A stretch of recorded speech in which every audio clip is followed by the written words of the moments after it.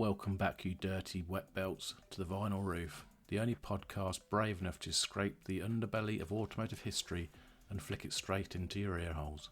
I'm Jason, your host, your god, your reason for living, and today we're diving balls deep into the Ford Cortina.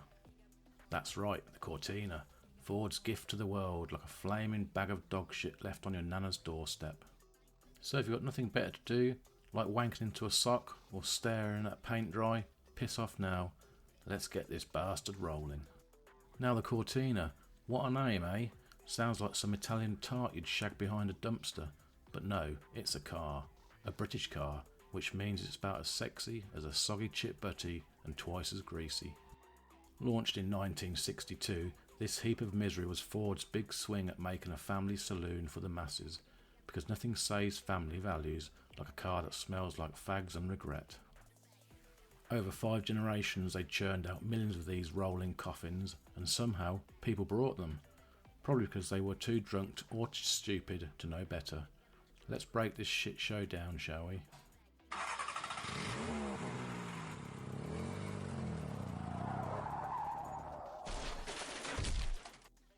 Picture it, 1962, Britain still picking spam out of its teeth from the war, and Ford decides, hey, let's build a car for the working man. Enter the Cortina Mark I, a boxy little turd with all the charm of a council estate urinal. It had a 1.2 litre engine, or as I call it, a lawnmower with delusions of grandeur. 0 to 60, more like 0 to fuck it, a walk. This thing was so underpowered you'd get overtaken by a pensioner on a mobility scooter. And that's if the rust didn't eat through the floor first. The Mark I came in 2-door and 4-door flavours, because Ford knew some of you pricks couldn't decide how many kids you hated enough to cram into the back. And the styling, Christ almighty, it looked like a brick shat out another brick and someone slapped wheels on it. But here's the thing, it sold like hotcakes, or cold soggy fish and chips more like. Why? Because it was cheap, and Brits loved cheap shit. It's why we invented Poundland and married our cousins. They even tried to fancy it up with a super trim.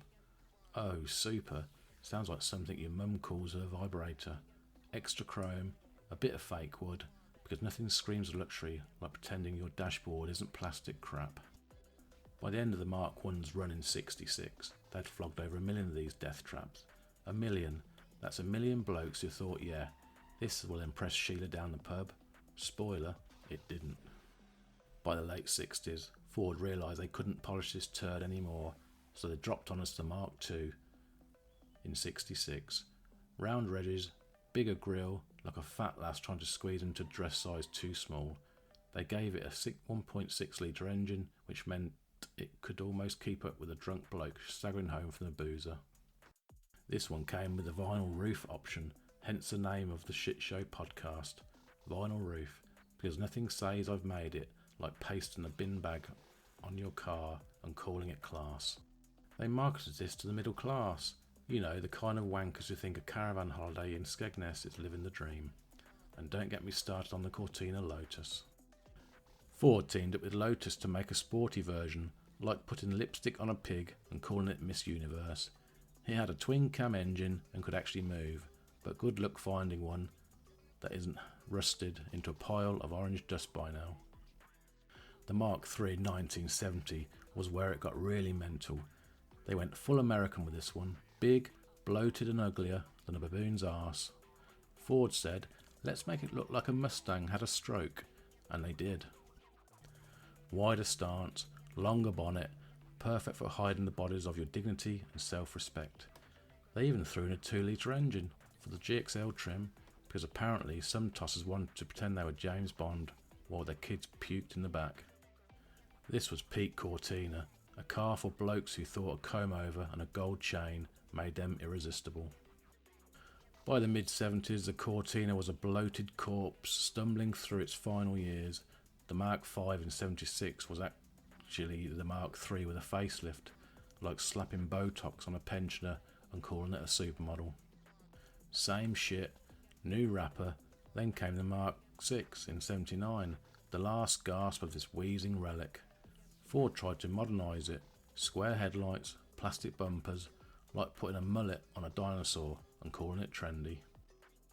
It still sold though. Why? Because Britain in the 80s was a hellscape of strikes, Thatcher and warm beer, and the Cortina was the perfect car for that misery. It was reliable enough to get you to your shit job, but crap enough to remind you of your shit life. By the time they killed it in 82 for the Sierra, that boxy piece of wank, the Cortina, had left its skid mark on history. Over 4 million sold. 4 million. That's more people than I've told to fuck off in my life, and that's saying something. Now, because I'm a generous wanker, I've dug up some letters and emails from past owners. Let's hear from those sad pricks, shall we? Dear Jason, you fat prick, my name's Barry, and I owned a Cortina in 72. It was a Mark III GXL, cherry red, vinyl roof, the works. Thought I was the dog's bollocks pulling up to the chippy in that beast. First date with my missus. Well, she wasn't my missus at the time. I took her for a spin. Halfway through, the exhaust fell off, and the bloody thing sounded like a farting hippo. She laughed so hard she pissed herself on the seat. Vinyl roof didn't help. Smelled like a wet dog for weeks. Married her anyway, the daft cow. Still got the Cortina in the garage. Rusted to shit. Worthless heap. Just like my life. Cheers, you rude bastard. Barry, you absolute legend. Married a bird who pissed in your car. Sounds like true love to me. Next up. Oi, Jason, you loudmouth twat. I'm Victoria, and I had a 1980 Cortina Mark V. Powder blue, looked like a diabetic's foot. Brought it off some sleazy git in the car park for 50 quid and a pack of silk cut. Drove it to Blackpool for a hen do. Me and the girls, pissed as farts, singing ABBA at the top of our lungs. Halfway there, the radiator blew, and we were stuck on the M6 with the steam pouring out the dragon's arse. Some trucker stopped to help, but only after I'd flashed my tits. Fixed it with a roll of gaffer tape and a prayer. Car died 2 weeks later. Good riddance to that ugly bitch. Sharon, you're my hero. Flashing a trucker to fix your Cortina. That's the kind of resourcefulness this country's built on. Absolute poetry. So what's the Cortina's legacy? A car for the everyman, or every twat more like. It was cheap, it was everywhere, and it was about as exciting as a fart in a lift. But somehow, it's got this nostalgic glow now. You've got middle-aged blokes in sheds polishing their rusted Cortinas, wanking over memories of shagging in the backseat, probably with their sister, knowing this lot. It's a symbol of Britain that's gone wrong. Crap cars, crap weather, crap lives. And yet, I can't hate it completely. It's like that uncle who farts at Christmas dinner. You know he's a disgrace, but he's family. The Cortina wasn't a car, it was a lifestyle. A shit one, but still. So here's to you, Ford Cortina, you rusty, underpowered, vinyl-roofed bastard. May you rot in peace. Well, that's it for the vinyl roof, you miserable arseholes. Tune in next time when we'll be talking about another abomination of the Britain's car history. Any interesting stories? You can email them to me at thevinylroof@gmail.com. Ta-da.